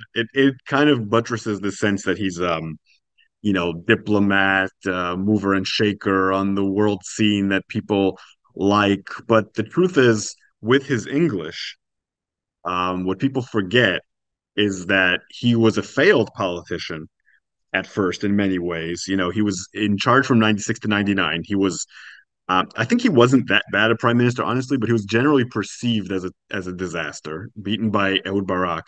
Then when he came back to the Likud, he was completely outmaneuvered by Ariel Sharon, who took over the party and completely ostracized him. And he ended up leaving and forming Kadima. The Likud under Netanyahu got very few votes. But when Sharon and Barak and other people who defeated him in politics taught him how to play the game, which he didn't know at first. And so he added that to his abilities. He's a fast learner, or at least he learns. When he came back in 2009, he had this survival instinct that he was lacking before, that's allowed him to do all the things that he's done. I think English is just one element of it. But just has, like you said, a tremendous amount of talents. The fact that he managed to basically rescue Israel's economy in the early 2000s when it was on the verge of collapse as finance minister was another thing that convinced people. Yeah, people don't talk about that enough. Yeah, no, he's tremendously talented. There's no one even close to his abilities. I think everyone knows that. That's one of the reasons he's been prime minister so much. It's what people abroad miss when they compare him to Trump, when he's, miles above him in capabilities. But he's also become a very dangerous individual, who's very self-centered and only looks at his own interests far more than the national interest. And all politicians do that, but he's doing it in an unacceptable level. But I don't think there's any chance Israel would select someone like Danny. I know English might not be the most important thing, but I don't see them picking anybody like Danny Danon to be PM, who just is not good in English, right? Well, a lot of the most beloved Israeli prime ministers weren't great in English, like, Yitzhak Rabin, or Shimon Peres, or Yitzhak Shamir, who wasn't that beloved but was prime minister. That's important, but maybe not as important as you're saying. The fellows someone like Benny Gantz, Does he who speak is English? he does. He He speaks does, English. He yeah, yeah. speaks English well enough. He speaks it with an endearing kind of old school Israeli accent, which Israelis like. I don't think that is a real problem for him. You're right that if you know no English, that's Not bad. no And English, but if you're like Danny Danon, you're like, yes, excuse me. Yeah. yeah. No, if your English is Danny. Let me make it clear. Danny Danon is not going to be prime minister. Why did they pick him to be That's a not happening. I'm surprised they picked him to be a UN ambassador. Netanyahu picked him, and that Yeah. is a typical Netanyahu thing. Danon was an irritant in the Likud party. He was not towing the party line on certain things, so he threw him out. That's what he does, and it doesn't matter if they're good at that job or not good at that job. I heard a stat, and I really can't even believe this. I don't know what the exact phrase is, but Israel's per capita GDP, I think it might be. Somebody was saying it's uh, equal to Japan's, but it's approaching and might surpass Germany. Is that true? I don't know. Per capita, Germany doesn't sound right. Per capita GDP, Israel. I'm looking. It's very high. Uh, Compared to Germany. I keep hearing that they're going to be as wealthy or wealthier in some stat than Germany soon.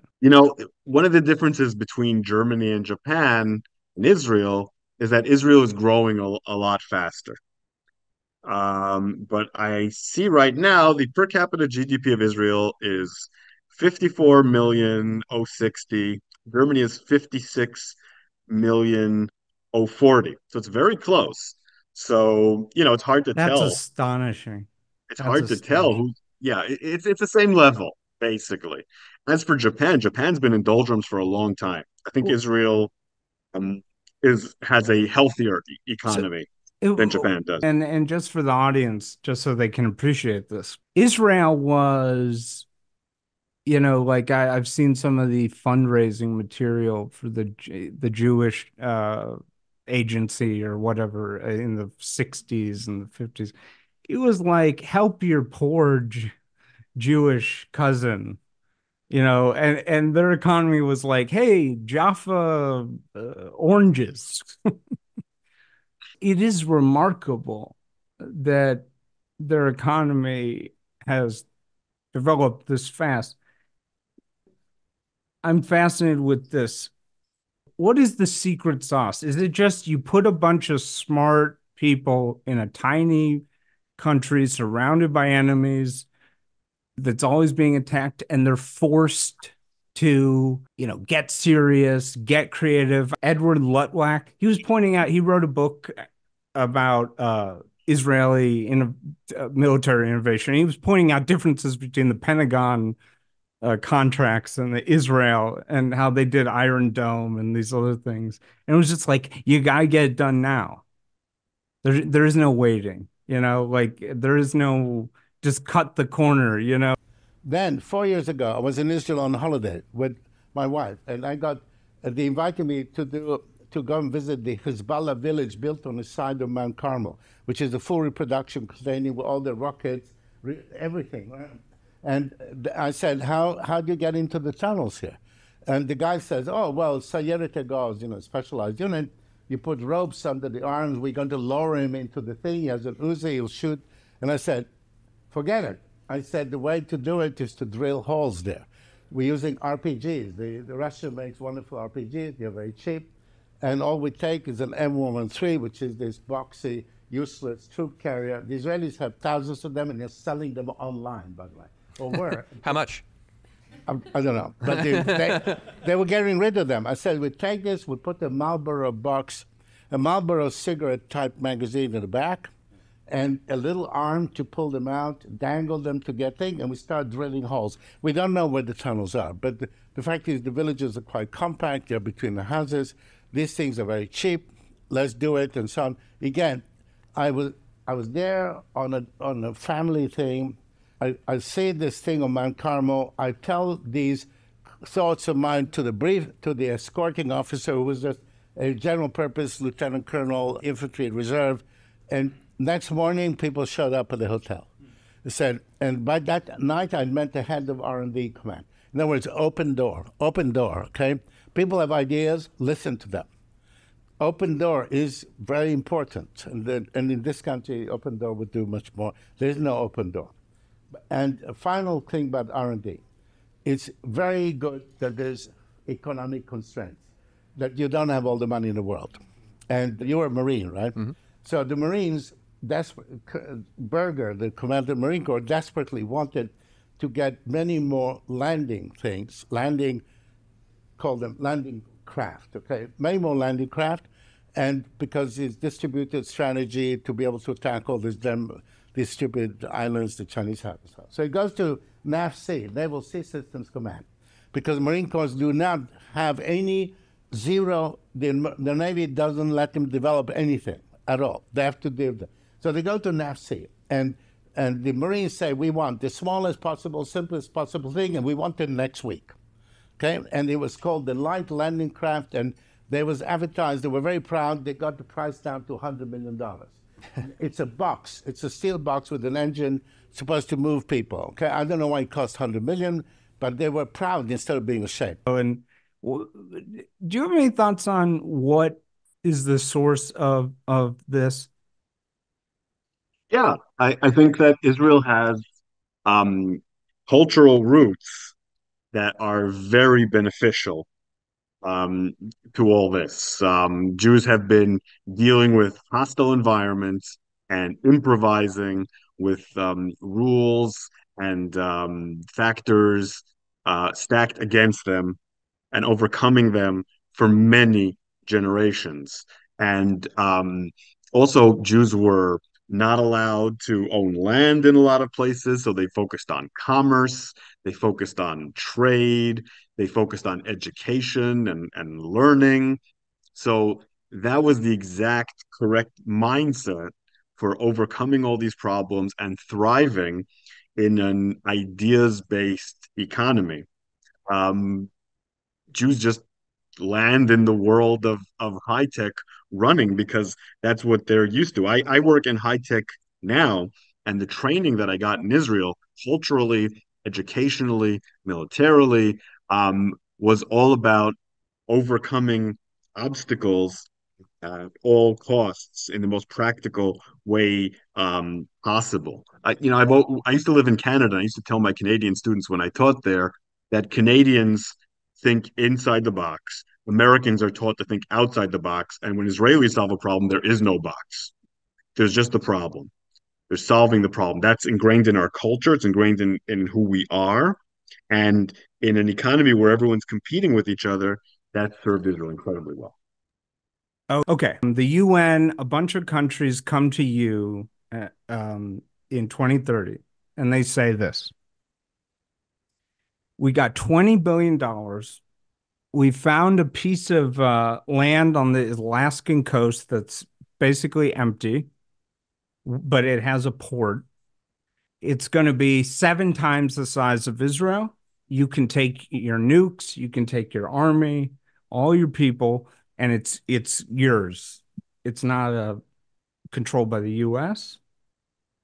And you just give all the Holy Land to the Palestinians. Would you take the deal? No, I would not take that deal. Herzl tried the same thing with Uganda early in the 20th century, and what most Jews told him is that there's only one homeland for the Jews. There's only one place that we identify with. There's only one place that's our homeland, and there's no price you can put for monetarily or in terms of land on that belonging, on the stories of the Bible, on where Jews pray towards. And of course, Palestinians feel the same way. If you offered Palestinians that amount of money to relocate them to Alaska, they wouldn't take it either. People feel the way they feel about their homes, and money's no replacement for them. Are you sure, or is there any doubt? Um, I mean, I know that would never work. No, no, no, no. Let's just say it would work. Let's just assume that. No, no. And I you're, love Israel too much. uh, I think it's, I would take it.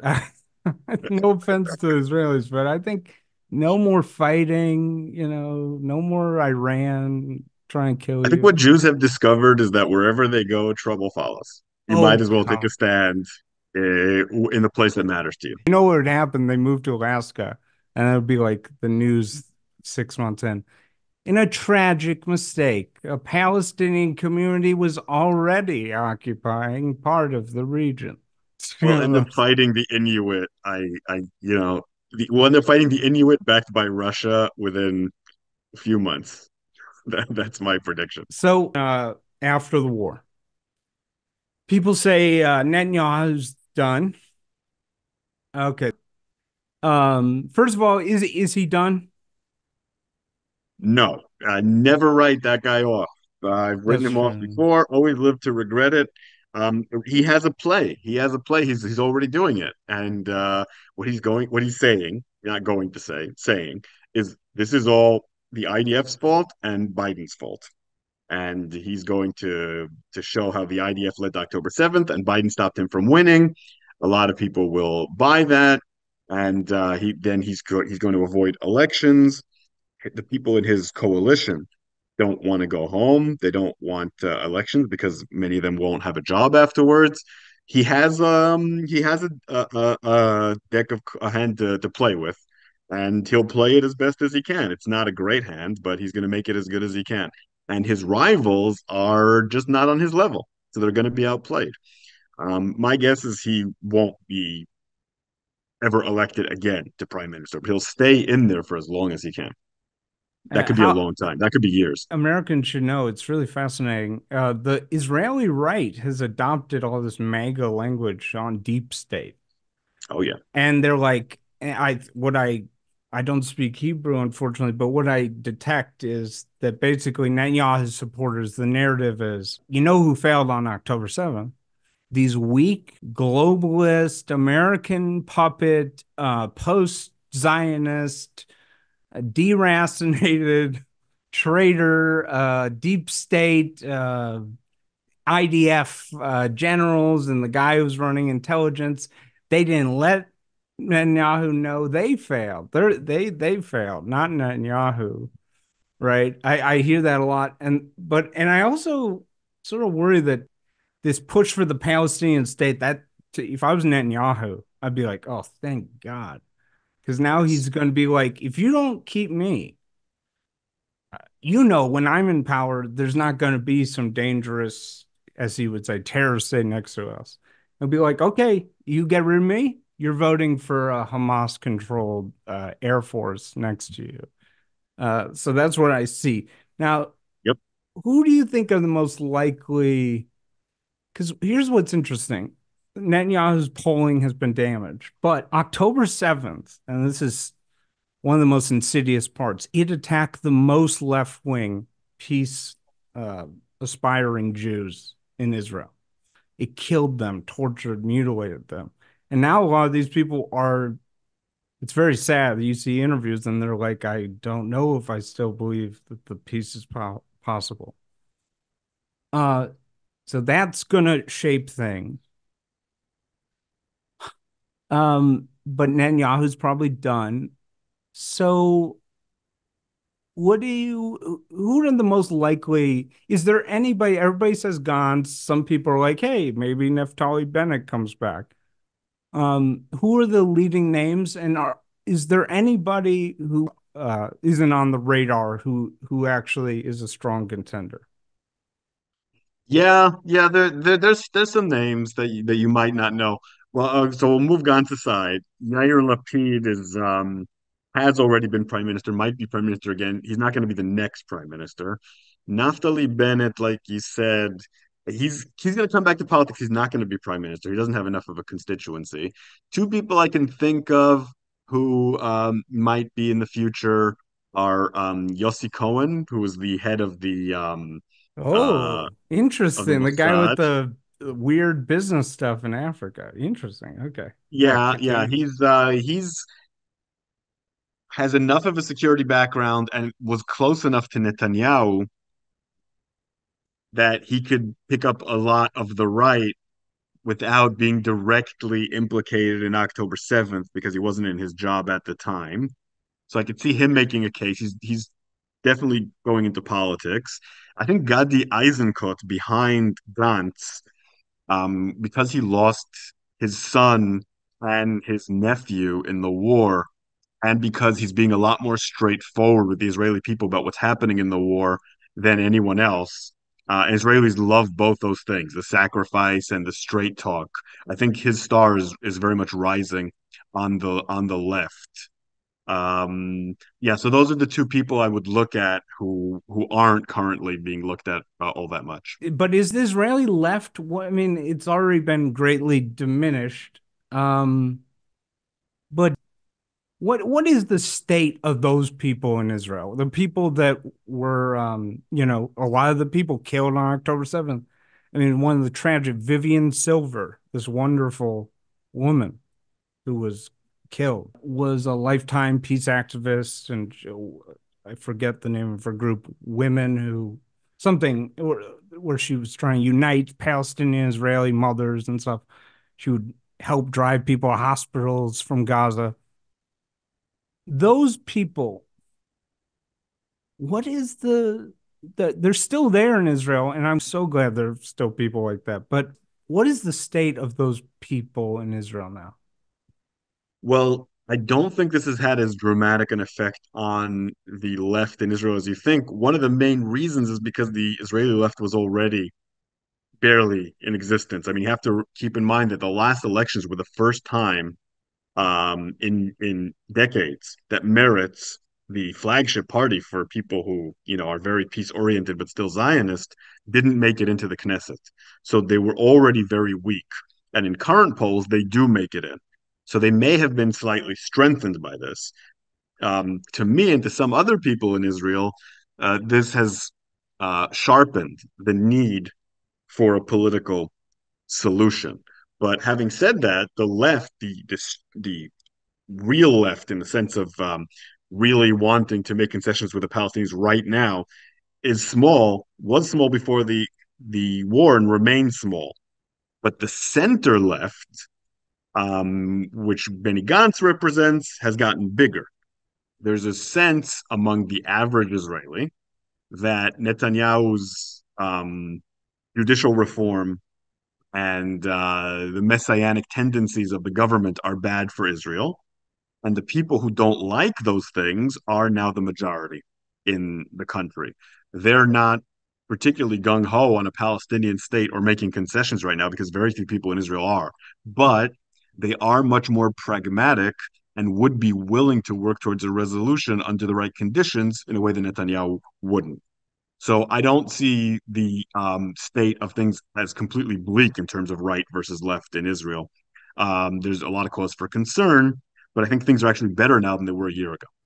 I was semi joking, but I tweeted last night. I said, if the CIA still had swag and guts, if the old Yale boys, the Skull and Bones boys, were back from the dead, they would be planning a classic CIA style coup for Qatar soon. Let UAE or Saudi take over it or something. Do you have any thoughts on that? Like, because I sort of feel like I know they have a huge influence operation with American universities. They fund every think tank in DC, but I would be nervous if I was Qatar because people didn't really, your average lawyer, okay, didn't know. If you had asked him, here, I'll put it this way, if you had asked him in September what country runs Al Jazeera and funds Hamas. Maybe he would have said, is that Kuwait or Bahrain? He wouldn't be clear. Now that same guy is like, oh, that's Qatar that funds it. So there's a new awareness. And unlike Iran, they're a minuscule country who just sit on an oil field. But I don't think the CIA has that kind of swag anymore. But what do you think about that? Okay, so first of all, Qatar is a lot bigger than you're saying. There's almost 3 million people there. Um, but I'm sorry. No problem. But yeah, I don't think the United States wants to overthrow Qatar. Qatar is very useful. The U.S. has a base there. They have ties with all sorts of organizations and people like Hamas. The United States wants to talk to. I don't think that would be that the answer. I think the answer to what's happening with Qatar in the United States is part of a much bigger problem. The United States has allowed itself to be infiltrated by enemies on every level of society, and that kind of Cold War mentality of defending America from external infiltration. It's time to bring it back. Qatar is one of the problems, especially in academia. So it should be illegal to take money from Qatar, at least over a certain level, or however you want to limit it. Just like there should be more measures to limit Chinese incursion, whether it's TikTok or various forms of espionage that they're involved in, the United States is aware of, isn't shutting down on. Not to talk about Russia and its effect on American elections. This is a massive problem the United States has. The United States is allowing its enemies to set the agenda and infiltrate it on every level. The culture is too open to this kind of manipulation, and Qatar should be on that list. But I don't even know if Qatar's the worst problem. It probably isn't, but it has to be on there. We're going to close in a dark area, which is anti-Semitism in the U.S. I'm of the left, and before October 7th, and still, my main focus is on the Nazis, the far right, exposing these evil people like Nick Fuentes, the Groypers, which is a rising threat. My thesis on that, just briefly, is we're going to see a continued explosion of anti-Semitism because what's happening, and I got to try to coin a phrase for this. Maybe someone else has already pointed this out, but what I think is happening in the U.S. is this. As America grows more diverse, the American far right is it's still racist, but it's de-emphasizing that race element. And it's using anti-Semitism as its new glue, its solidifying factor. So there was some sort of Nazi Groyper accounts exposed recently. It was a young Indian American. Nick Fuentes' father is, I don't know if he's Latino, but he's brown. He's like half Latino or maybe Latino. And I've always explained the Fuentes Groyper movement as, he's racist, but he wants it to be okay to have a few brown faces in the pogrom so his dad can come. And what I'm pointing out is I'm seeing that this new far right and this new diverse America, though they're going to have a few Arabs and Latinos and maybe even a few black. There are actually a few black Groypers, a few. And it's all fine as long as everybody, in the club hates the Jews and likes Hitler. And it's becoming the solidifying factor. So that's one thing. And I've talked about that before, and we both know those people are totally evil. After October 7th, I was wrong. I sort of dismissed this talk of campus and left-wing anti-Semitism because, and I still believe this, it's not even in the same league as the type of Nazism you see on the right. It's bad, but it's different. It's like a different species of anti-Semitism. but I think I overly dismissed it. And there was one recent story that was just shocking. I don't know if you saw this, Columbia University Law School Student Senate, they get to vote to approve new clubs. They approved 9 new clubs. They only rejected one club. Do you know what it was? Let me guess. Something to do with Jews. It was a club dedicated to fighting anti-Semitism. Rejected in an anonymous vote, and the vote was pretty overwhelming too. Rejected. Nope. And they rejected it because they said it had the IHRA definition of anti, and they were worried about free speech and stuff. But there is something going on the left. The vile Abby Martin. I was just monitoring her, and she's openly saying that the Jews are fantasizing anti-Semitism, that they want to play white victimization. She's like calling Holocaust museums Zionist propaganda. There's so many levels of it. It's like the Holocaust industry, the fact that there's Holocaust museums in every city. Where are the native genocide museums? Where is that acknowledgement? It's the hyperbolic, disproportionate nature of projection of anti-Semitism. I mean, when you look at, anti-Semitism, all these anti-Semitic attacks have risen 1,000%. It seems so crazy, and it's parroted unquestioningly by corporate media.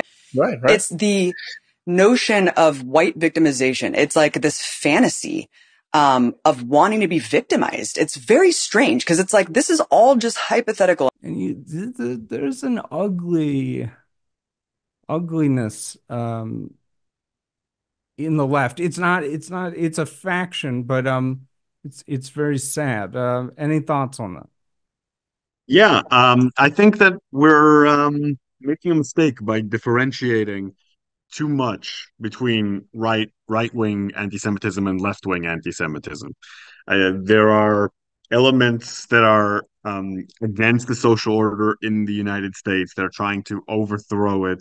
And one of the major glues that they're finding for that is anti-Semitism. One of the best ways to rally people against the American system is by saying that it's Zionist and it's run by Jews for Jews, that it's Zionist occupied, and you can hear that on the left and you can hear it on the right.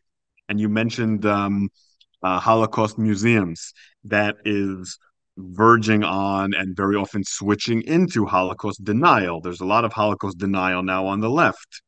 The whole idea that it's, white on white crime and it wasn't such a big deal and were that many people really killed and is what's happening in Gaza actually worse and all that sort of thing.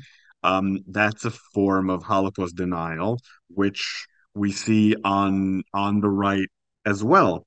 And if you go to accounts on social media that are right-wing supremacist and anti-Semitic and left-wing anti-Semitic, they're often followed by the same people and have the exact same talking points. The gap between the two is shrinking. What certain actors have done is they've taken advantage of malignant hatred of Jews that's always been part of left-wing and right-wing spaces, and they've united it under the same talking points. So I think the similarities are chilling, and I don't. It doesn't really matter which one's more dangerous at one specific moment or less, because they're intertwined. Yeah, I sort of did. I haven't seen who on the left has been like saying like did 6 million die? Like I haven't seen that. Who's doing that?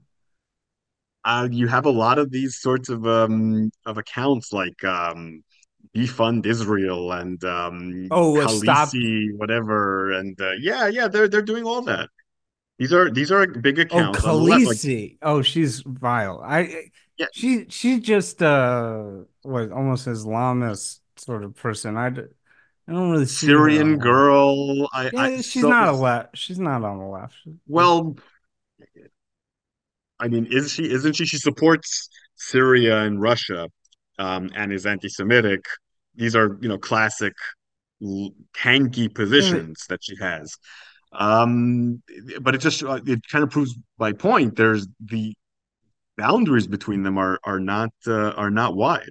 Yeah, Yeah, there's a no, lot of Islamists out there and pro-Hamas accounts on the left that deny the Holocaust. no, I have them in my mentions all the yeah, time. you're right. There is this horseshoe thing in it's really such a disgrace. Max Blumenthal and Aaron Mate are now buddying up with Jackson Hinkle, who's friends with the Nazi Nick Fuentes.